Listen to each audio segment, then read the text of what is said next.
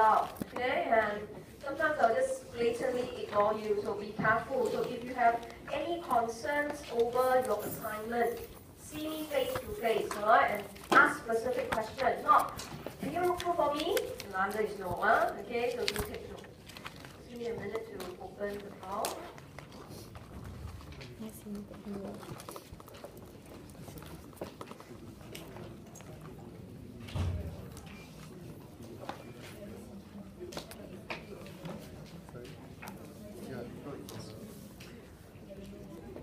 Okay, right, so just take note, this guideline is only for students under my group. For any reasons, if you are here, you cannot follow these guidelines. Right, your own lecturer may have a slightly different guideline. Right, so highlight to you the grading. Okay, so generally, it's upon 20. Right, I will give you a marginal pass or marginal fail if there is no efforts to research on the countries. The assignment is Mexico and Canada. So you cannot tell me plastic and apparel. You cannot tell me good A and good B. I'll fail you. Right? Do a little Wikipedia search. Look at the two countries. What are they relatively good at? It's actually very clear they are different ones. They purposely pick Canada, which is on the north. Mexico is on the south. Right? So that gives you an impression, alright, whether they are more capital or labor intensive per se. So if you only gave me the name of the two countries, no efforts to research on them, or you copy and paste answers from your lecture slides, the diagram, you just copy and paste. You still put good A, good B per se. Right? So be prepared, you only get a marginal pass. Okay? But those of you, right, who make an effort, right, okay, who score usually 12 to 15 are people who only put in effort to look at one country.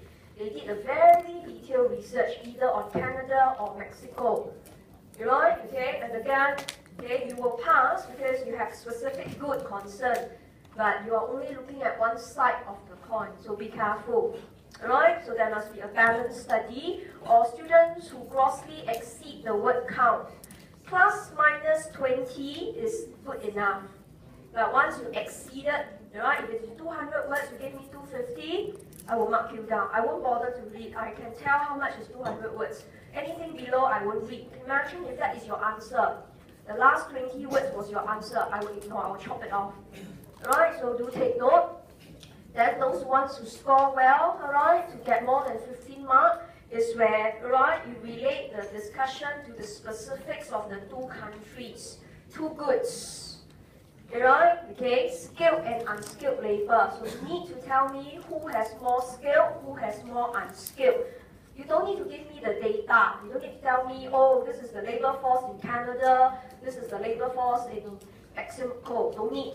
You just need to describe in general who has more skilled, who has more unskilled.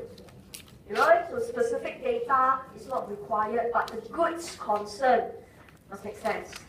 Right? If you tell me Canada makes iPhone, Mexico makes clothes, that doesn't make sense, right? Who tells you Canada makes iPhone?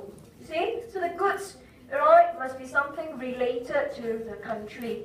So if you want to score well, there must be specifics of the countries, the two of them. There must be one well-drawn diagram. Right? In the assignment, they only indicated you only need one diagram, which is the one that shows income inequality. So it must be well-drawn.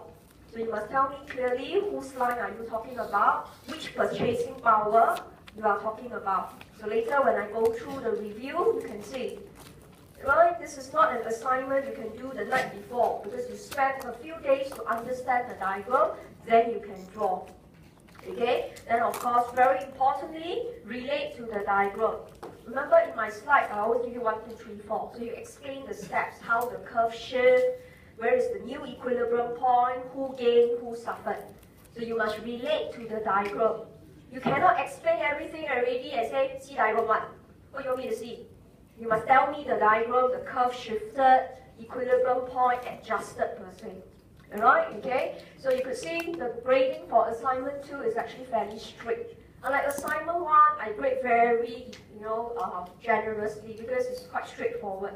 Assignment 2, this is where we demarcate who will hit for the HD, who will get a credit already. So if you think, right, you depend on assignment to do well, better invest the effort. So this is just a general guideline, right? So if you submit 2 pieces of work, you said, hey, I did the same study as my friend. How come my friend got 18, I got 15? Because the overall performance also depends on your language skills, the way you present your report. Right? I am not attracted by colors, but I'm attracted by neat organization of answers. So you say, oh, I use more colors, I draw my diagram using multiple colors. But that's not the point, right? But it's about explaining the answers very carefully. Okay? In case of plagiarism, right? Okay? Don't think you can cheat. We mark online. It's very easy to scan one, right? So if any 2 pieces of work are the same, we won't bother to go and check who copied who. We'll fail both. Right? So in this case, right, if you know you are sharing data with your friend, so maybe you do the same research with your friend, you have the same goods, it's fine. But the answer cannot look exactly the same one. The way you explain things must look a bit different. You must deliberately make it look different one. So if we scan through and we see it was almost identical, we will fail both. We won't call both out and go and explain who copied who. We won't bother. Right? Okay? So do take note. Don't think that we don't know. When we mark online, it's very obvious because we mark very fast. So do take note. So this is the overall grading system. Okay? If you don't invest time, right? If you don't, right, go and do a little research, you end up failing. Okay? Failing marginally is worse than failing miserably, right? You fail marginally, it goes like how much more you need to make sure you pass. If you fail dramatically, you fail drastically, you know exactly you have the marks to cover up. But if you fail marginally, it's like how much more? You can't really tell one. Okay? So do take note. So a quick overview on the 3 questions, what is required. Question A, right, okay, requires you to discuss 2 numbers, the country's openness and the country's Gini coefficient over a span of years. It's not 1 year, it's years. Right? So you need to go through your Excel spreadsheet. Remember, don't submit your Excel sheet. You don't want to see it. Right? You compute yourself, right, and show us the correlation. Okay? Right? So the correlation can either be a plus or a minus over the years. Right? So if it is a plus throughout, you may want to mention, is the plus getting bigger and bigger? Right? Or if it's a minus, is it smaller and smaller per se? Right? So don't underestimate question A. After you compare and you do a correlation, describe the relationship over the years. I don't want to see positive or negative only. I want to see positive, growing positive. Right? Or stagnant positive, or diminishing positive.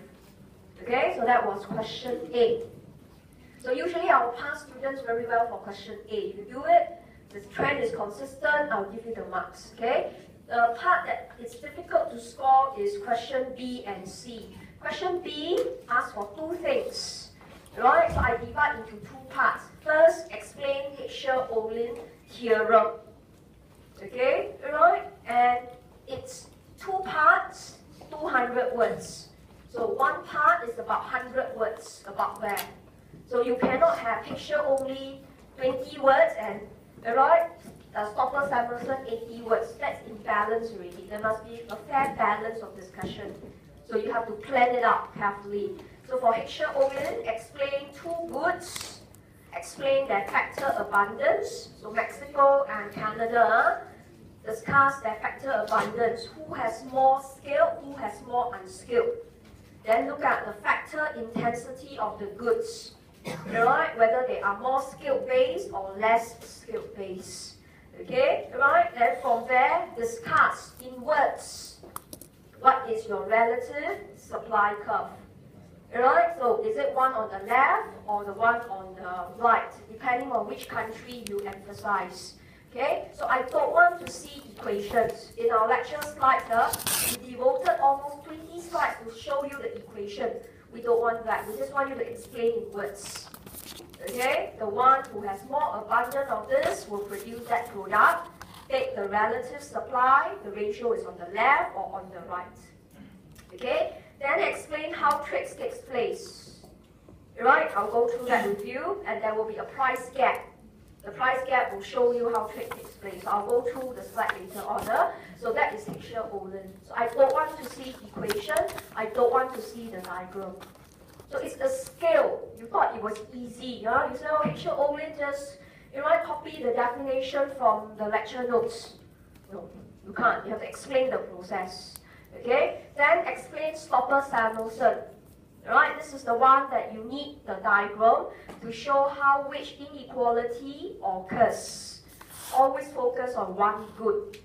In your lecture slides, we do both goods, which is quite confusing. So do one good, it's good enough. Okay, but you are also doing only one country. So after you finish, summarize the effect for the other country. So it's not an easy question.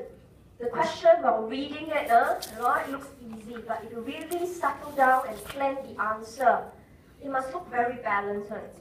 So you focus on maybe Canada, you explain everything about Canada, but you must flip the point around for Mexico. If the entire discussion was only Canada, you will fail. Remember, it's Mexico and Canada per se. Right? Okay, so it's not an easy task, be careful. And for question C, explain for each country if the proven inequality in part B is supported by the data found in part A. Right? And this is not easy. So first, you must understand your part A. Is there a widening income inequality, and was it explained in part B? So you must agree for one, or you may have to disagree for the other. Okay, right? So I'm not going to go in depth. I don't want to hold your hands and walk you to the finishing line. I can't. I can only point to you. But all I want to show you is start working on it. Right? Don't underestimate this question. Okay? So for the past 2 years, when we graded this, we gave student 5 upon 15. The student said, I thought the assignment is easy one. Not realizing it was a very demanding assignment. Okay? So just to highlight to you some of the key mistakes. Okay, how you make sure, if you want to do well, you make sure you avoid all these hiccups. Do not give me a mere listing of values. Don't tell me, oh, for the first 10 years, Gini coefficient average is this. Openness average is this. Oh, they go in the same direction. You are listing. I don't want. You must tell me over the period, the general behavior. Right? So I want to see the summary of the trend. I don't want to see first 5 years, next 5 years, next 5 years. I don't want to see all this. You are not supposed to regurgitate data for part A. You're supposed to summarize the trend. The trend means you use your Excel sheet and plot the diagram. You see one direction, it's either up or down or flat. Right? Then you may just want to say, if it is upward sloping, is it getting steeper and steeper, or flatter and flatter? Okay? And question on part B, if you merely provide definition of HO and SS, again you will fail. This one is clear-cut failure. Right? You must explain how they work. Okay? Provided detailed account of the production equation to derive relative supply curve. You're wasting your time, you're making up for words, for the word count, and I know one. Alright, if I only see equation, I don't consider them as answers. I will ignore. So do take note, they are not counted. Okay, some students give an unbalanced discussion. Like I mentioned, some students only discuss Mexico. Right? And then they ignore Canada. The whole answer don't have Canada, only Mexico. So again, you will actually fail.